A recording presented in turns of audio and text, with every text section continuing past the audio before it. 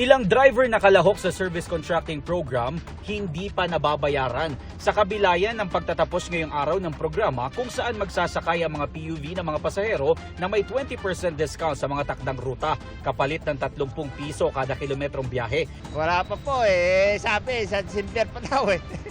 parang malabo na ta. Na-meet dito yung very reason or objective of having po itong SCP. Yes po, tama po yun, ma'am.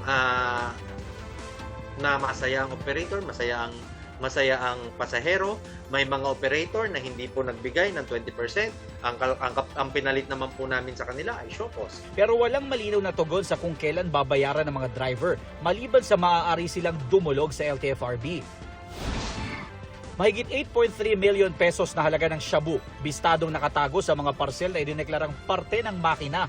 Ayon sa BOC na iya, nasamsamang mahigit 1 kilong droga mula sa padalang galing Uganda na dumating sa Pilipinas nitong Marso.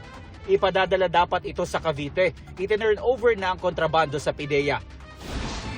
Broadcaster sa local radio sa Pikit, Cotabato, patay sa pamamaril. Base sa investigasyon, sakay ng motorsiklo at pauwi sa kanilang bahay si Nestor Micator at kanyang asawa nang tambangan sa Malidegaw Special Geographic Area o SGA Barm. Sa ulo na puruhan ang biktima. Nangyari ang krimen halos 50 metro mula sa kanilang bahay. Tinutugi sa mga suspect na riding in tandem. Iniimbestigahan kung may kinalaman ito sa trabaho ng biktima o sa katungkulan umano niya sa barangay. Ako si Jomer Apresto ang inyong saksi.